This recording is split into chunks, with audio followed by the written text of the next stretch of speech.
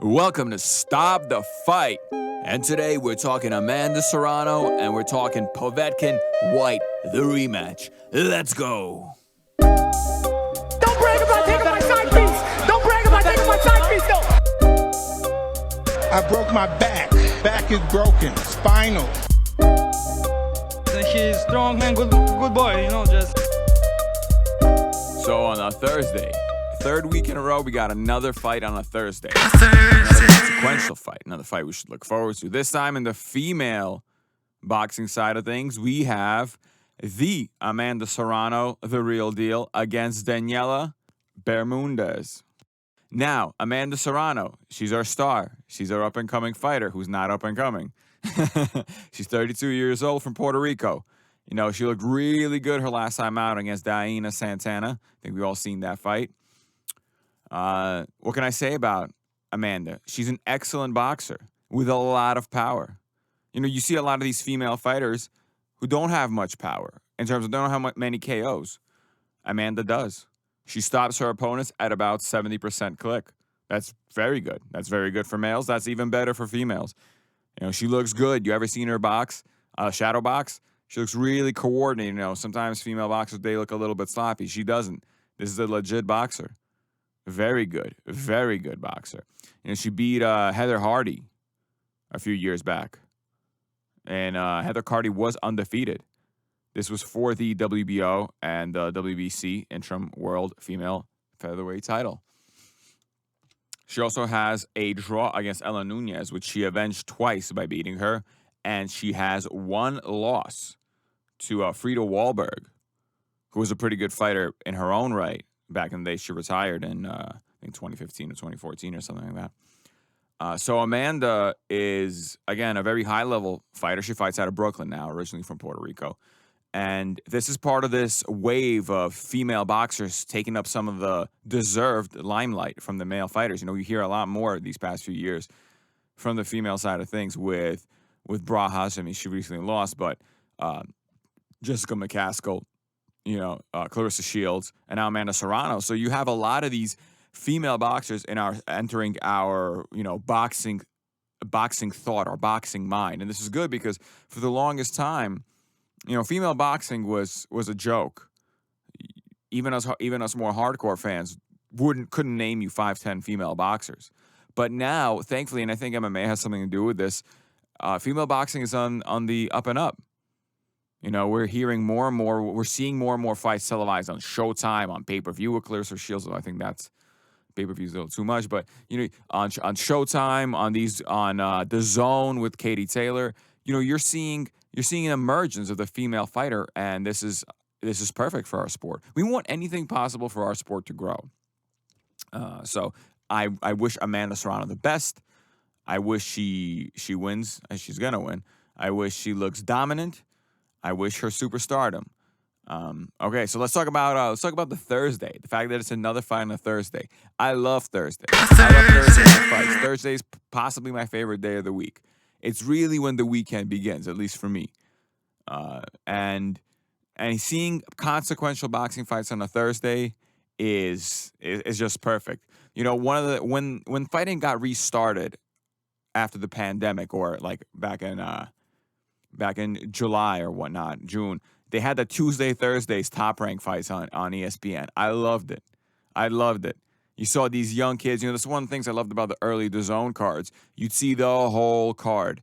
The 3-0 fighter fighting the 2-6 fighter. I love those fights. Sometimes more than these main events, which are sometimes so one-sided and so boring and of no consequence that why was this fight even made? But with these young kids, you know, you never know. You sometimes see these hilarious upsets. You know, Joe Ward from the other week actually wound up losing his debut.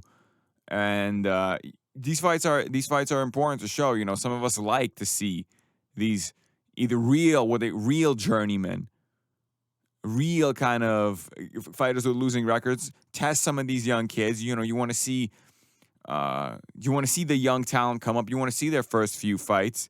You know, I want to see it commentated as well.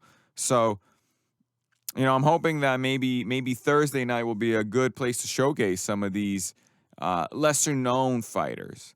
You know, like we saw 2 weeks ago with Brandon Lee I'm happy for Thursday fights. I love Thursday fights. So yeah. But the fight of the weekend, and the fight we've been waiting for a little bit of time, the rematch. Alexander Povetkin versus Dillian Whyte. Now, this is a big deal for Dillian Whyte. This is a very big deal for Dillian Whyte. Povetkin is, his legacy secured. He's the best fighter. He's the best heavyweight outside of the champs over the past 10 years. So if you want to put Vladimir Klitschko, Fury, and Joshua, Povetkin's right below them. He is the best, like I've said this before in a previous podcast, he is the best heavyweight that I can remember who will go down without winning a title. He is that good. So his legacy is secured. He's beaten a plethora of top 10 fighters over the course of 15 years. He's actually coming on 20 years, and he's beating top 10 guys non-stop. His resume is stacked. He has a very legitimate chance to go to the Hall of Fame. He is 36-2 with 1 draw, 25 knockouts, one defeat by knockout. He recently, of course, knocked out Dillian Whyte in the knockout of the year last year. You got knocked setting Dillian Whyte back again. He drew with Michael Hunter in a fight I thought he won prior to. It wasn't a pretty fight, but I thought he won. And that's that's a legit top 10 guy. Prior to that, beats Huey Fury. Knocks out David Price. Beat the living daylights off Marius Watch. Knocks out Mike Perez. Knocks out Carlos Sakam in a great fight in Russia. If you haven't checked it out, this is about 5-6 years ago. Absolutely awesome back and forth slugfest with a prime Carlos Sakam, and stops him late in that fight, and with a beautiful left hook, just ducks. It's similar. Povetkin has that similar kind of, I'm going to duck a little bit to my left, and he'll throw a hook or an uppercut. With Dillian Whyte was stopped in a similar manner. He kind of jabbed, ducks to the left, and boom, shoots that uppercut. Dillian Whyte was out the second it touched. You saw his eyes like he was dead. Prior to then, beautiful knockout of Emmanuel Char. Of course, he lost in the ugliest fight imaginable to Vladimir Klitschko. The ref allowed Klitschko to basically wrestle. That wasn't even a boxing fight. I would never watch that fight again, ever. He beat Ruslan Chagayev when Chagayev was a prime fighter. Marco Huck. He's beaten Larry Donald. You forget just how far back and how stacked this guy's resume is. Chris Bird, Eddie Chambers. He will go down as one of the best heavyweights to never win a legit title. He's a gold medalist. I mean, this is a great, well, not great, but this is a very, very, very good fighter. He, at his prime, is a solid, A- fighter. And very few people, maybe B+, but very few, I rate very few fighters that way. If you want to give Floyd, that A level, for that Floyd Mayweather, Manny Pacquiao, that A level, then Povetkin's a B+. So I think he is, I was always really impressed with him. Of course, he has a little bit of defensive flaws. Of course, sometimes he tends to get lazy and gasses. But this is heavyweight. You look at his highlight reel clips, these are nonstop highlights on knockouts. Nonstop. He's certainly better than Tommy Morrison. Both have powerful left hooks, but he is a much better fighter than Tommy Morrison was back in the day. And here he is again, fighting with Dillian Whyte. Now, in their first fight, Povetkin was knocked down twice. I actually picked Dillian Whyte to win. I said Povetkin's too old. He's 40 years old. He can't beat the young Dillian Whyte. Well, Dillian Whyte is heavyweight young at 32 or 31. But after getting knocked down twice, and after looking tired, I thought, I'm that's it for Sasha. That's it. And then out of nowhere, jab, slip to his left, uppercut, good night. One and done. One and done. It sounded like a shotgun clipped Dillian Whyte. It sounded almost like when Sergio Martinez knocked out Paul Williams in that second fight. If there was a crowd, if there would be a crowd at that first fight in England, it would have been a pin drop. It would have been the silence would be deafening after that kind of knockout. Insane. insane, beautiful. That's textbook. That's how you throw an uppercut. Povetkin has some of the best hooks in the game, even at 41. Even at 41. Now, this rematch was postponed, I think twice, actually. Povetkin got COVID. He got sick with COVID. And Dillian Whyte is saying, oh, he needs more time to recover, and, well, that. Nonsense. Nonsense. I don't think Povetkin cares. He seems like that kind of guy that just will go out and fight anybody. You know, he got knocked out by Anthony Joshua a few years ago, 3 years ago, in Wembley. But he, he's the kind of guy that goes into the fire. He hurt Joshua. He stunned Joshua in that fight. He actually probably was winning the first 3 or 4 rounds against Joshua in that fight before getting stopped. That would be nice to see a prime Povetkin against Joshua. Probably maybe comes out a little bit different, but whatever. So Povetkin's not really he's not the kind of guy that's afraid. You see him every time. He's going forward. Either he gets stopped or he stops you. And generally, he stops you. He's only got 2 defeats against Vladimir Klitschko and Anthony Joshua. That's not a bad resume. There's nothing to be ashamed of losing those 2 fights. So he got the COVID, and now he's ready to go. How much did the COVID affect him? We won't know, but he's also a year older now. So this is not the same Povetkin even from a year ago. In your 40s, every year, every 6 months is a significant athlete, is significant aging. Even if he's on some kind of that sauce, that special sauce, that won't matter. You're still aging. It's not going to stop. And especially with COVID, we don't know what kind of respiratory damage, what kind of long-term respiratory damage he could have had. And he was losing that first Whyte fight. Whyte was on the verge of getting that stoppage before Povetkin threw the uppercut of the year. So I expect Dillian Whyte to probably get the stoppage again. I really do. Let's talk about Dillian Whyte a little bit. Dillian Whyte is a former kickboxer, actually. He was kickboxing. That was his shtick back in the day. He was born in Jamaica, but he fights out of the UK. He's a sizable guy at 6'4". We've seen him fight, his nickname is the Body Snatcher. We've seen him fight Anthony Joshua back in the day. And I actually didn't know much about Whyte when I saw that fight, but I remember watching it. I'm like, he's a ballsy guy. He keeps at it. He wasn't afraid of Joshua. Even after Joshua knocked him down early in that fight, he just kept coming until he was KO'd. So he's a fighter. Dillian Whyte's a fighter. And like I think I've spoken many times before, fighters are not made, they are born. He's just naturally that guy. Doesn't matter if you keep knocking down. He's coming forward. Pulev is a fighter too. Both Klitschko and Joshua were knocking this guy down numerous times. He didn't care. He just kept coming forward. It's a character trait.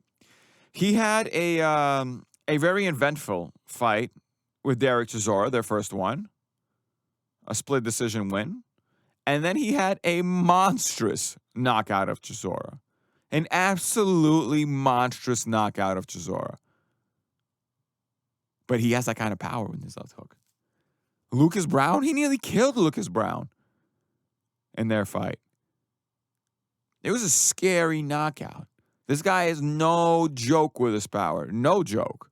He actually fought Joseph Parker a few years ago. Again, actually right after the Lucas Brown fight.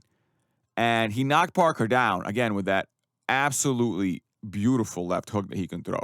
Speaking of hooks, Povetkin and Dillian Whyte is a hooker versus a hooker, except Povetkin throws a tighter hook and a tighter uppercut. But against Joseph Parker, it was a hell of a knockdown. Joseph Parker got up and actually nearly stopped Whyte because Whyte has some serious stamina issues. And you've been seeing it. Even against Marius Watch, he didn't look particularly good. He took him to a UD. And this is an older Watch. Watch that had already been beat up by Klitschko, by Povetkin. So, I feel for Dillian Whyte. He's been a top 10 guy for 6-7 years and has only had one shot at Joshua. And I can see why he is bitter. I would be bitter too. Boxing is not fair when it comes to these kind of things. He loses to Joshua, TKO. Actually, he was actually knocked out. So that's TKO. But he builds his way back up, defeating Chisora twice, knocking out Lucas Brown, beating Joseph Parker, knocking out Chisora again.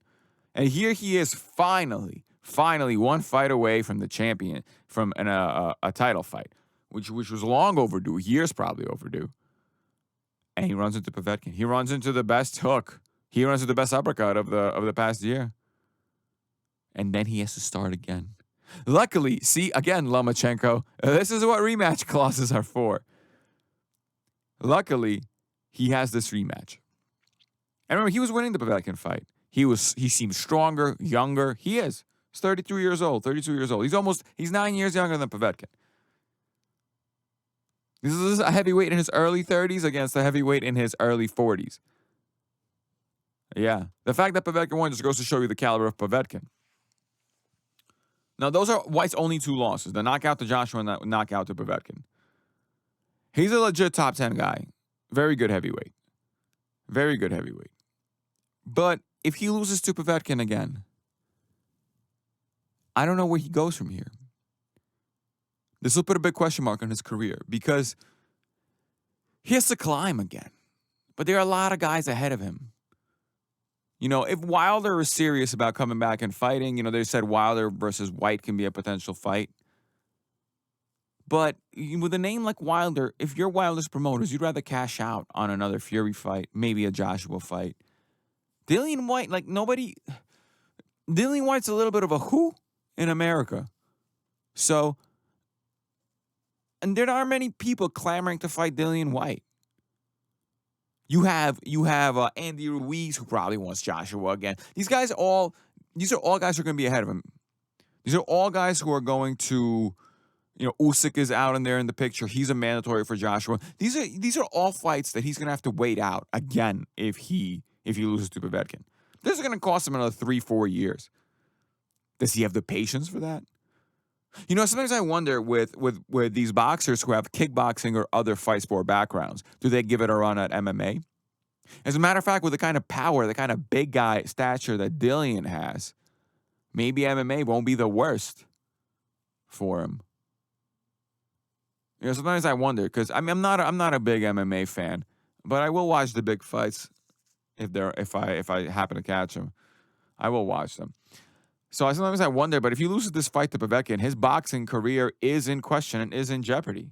I don't know what kind of magic Eddie Hearn can pull, but if he gets knocked out again, I think that's the only real shot Povetkin has. Although, you know what? If Dillian Whyte it was sloppy in training again due to this on and off type of camp that he must have had, given that Povetkin had to, I think, postpone twice, once with COVID and the other time with something else. Who knows? Who knows what kind of condition Dillian Whyte is in? It's hard to get yourself mentally prepped for something. I'm one of those people who, if I plan for something, I'm ready to do that one thing. But if plans change, it's like everything falls apart. It's hard for me to get refocused. If Dillian Whyte is similar to me, you know, we've seen him be out of shape in fights numerous times. If Dillian Whyte is similar and he's out of shape and he is not motivated to fight Povetkin the second time, well, not only can he easily get knocked out again, but he may actually lose a decision because it's 2 guys with poor stamina, like, you know, fumbling around each other, sizable heavies. So I'm assuming Dillian Whyte trained. I'm going to assume he's trained. And I think another year off for Povetkin with COVID is going to probably guarantee that Povetkin is stopped in this fight. I don't see this fight going the distance. I think this is going by stoppage. I think Dillian Whyte stops Povetkin. Now, if we look at the betting odds on DraftKings, we have Povetkin at plus 240, plus 250, and Dillian Whyte at minus 345. So it's tough. It's tough to pick this fight. Like I said, I think Dillian Whyte wins. Do you want to put money on a guy who was KO'd in their previous fight at minus 345? I don't know. You do have, though, the over-under, which I like. So you have the under 7.5 at plus 100. And that's where I am playing. That is, Povetkin was down twice early in that fight. It looked like the fight was going to be over by the 5th round. I'm expecting a similar to worse Povetkin due to the age. And a similar to / better Dillian Whyte due to training and motivation. So the over is a minus 340, but I like the under here at plus 100. I think there's a chance to double your money. I can't see this fight going over 7.5 rounds. 7.5 rounds, everyone is at a minute and 30 in the 8th round. That's what 7.5 means. Some people think it means in the 7th round at a minute and 30. No, the entire 7th round has to be completed, and you're in the 8th at a minute 30. That's the 7.5. So that's where I like it.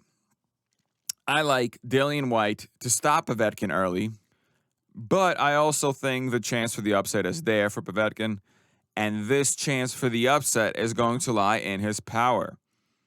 And that power, again, is going to manifest itself, I believe, early in the fight. So I like the minus 7.5 at plus 100 on DraftKings. Now, again, this isn't any advice. This is just what I'm doing.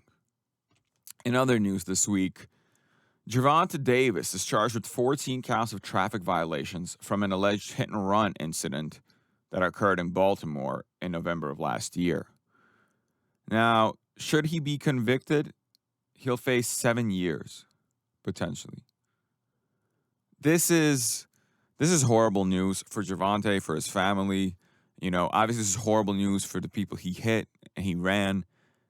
And this is horrible news for us boxing fans who have to watch another boxing talent, young boxing talent, good, great boxing talent, be wasted due to stupid life decisions and a lack of mentorship and guidance. So, he's a young kid. He's 26 years old. Floyd was supposed to look after him. Now, of course, Floyd doesn't live your life, but you need role models at that age. You're given a lot of money. You're given a lot of power due to the social media, the prestige. He was on. He was the other contender for knockout of the year last year. Speaking of Povetkin's knockout, speaking of uppercuts, against Leo Santa Cruz, absolutely bodied him. Beautiful shot. The only reason why the Povetkin KO, I think, is better is just due to the level of opposition and the stakes. But in terms of the actual shot, equally as good as Povetkin's. So here we have this young kid at 135 and in the division to be at right now. If you're in 2021, if someone says you want to be an elite fighter in 2021, lightweight, 135 is one of those divisions you want to be in. Teofimo, Davis, Lomachenko, Haney, Garcia. That is stacked. Linares, Campbell. That's as commie. That's a stacked division. There are potentially 5 pound-for-pound guys in the top 5 of the weight class. Anyone winning a set, like a series of 3 or 4 of these fights against 5 of them, is going to become an all-time great in this division. Can you believe it if Teofimo cleans out the division? What his resume will look at, or if Lomachenko beats some of these guys? This is stacked. This is one of the most. This reminds me of 168 of a few years ago. Except this is maybe even better. And here we are, about to lose one of its best guys, potentially. Gervanta Davis has speed, has power. He's 24-0. Beautiful knockouts, just completely destroyed Santa Cruz. So this is a huge loss for us. If he goes to jail for 7 years and comes out around 34, by the time he gets a fight, he'll be too old. Again, that's a problem with lightweight. I said these guys, their primes are younger, shorter. They get older quicker than these heavies. No one's gonna utter that Dillian Whyte is old at 32. Or really that anyone's really old at heavyweight at 34. But at lightweight, even 30, 31, 32 you're beyond it. Like I said, with Lomachenko, it's been obvious for a few years that he's slightly slowed down. Yeah, he's fighting bigger guys, maybe better guys, although I don't really think so. It's just you slow down at this age. And Gervonta Davis losing 7 years of his life due to a stupidity such as a hit and run. And this is what happens when, you don't have guidance as a young man. This is what happens when you're giving too much too soon and with no role model to show you how to use it. Floyd flaunting his money, buying Rolexes and giant cars and going to strip clubs. That's not what a 26-year-old young man needs, especially one who came from poverty in the hood. like Gervanta did. That's not the kind of role model he needs. So this is a failure on multiple fronts. Yes, Gervanta messed up. Of course it's awful. There's a hit and run, and he should pay the consequences for it. But he should also have had better guidance. You know, some of these young athletes in all sports, but boxing and MMA and fighting especially, they're kind of set up to fail. The kind of characters that make it in fight sports are different than the kind of characters that make it in other sports. They just are due to the nature of it. They're going to be more explosive, more impulsive, more volatile. They need guidance even more so, both financially and in life. 26 years old, that's still a young kid. He just finished maturing. You know, realistically, we know the brain's still maturing until about 25, and he's been taking punches in his head for half his life. So I think this is a tragedy for boxing. This is a personal tragedy as well for the people that got hit, for Gervanta that did it. There's nothing good about this situation. Anyone who's gloating and enjoying this is, you know, you're doing yourself and boxing a disservice. So, you know, I hope this situation gets cleared out and people who did harm pay what they're supposed to pay. It's just a shame that it had to happen in the first place. So, all right, that's going to do it for me. Go watch this weekend's fights, Amanda Serrano and Povetkin-Whyte rematch, and we'll talk about it after the weekend. It's over. I'm gonna go home and break my wife's hip. Don't brag about taking my side piece. Don't brag about taking my side piece, though. I broke my back. Back is broken. Spinal. And he's strong man, good boy, you know, just.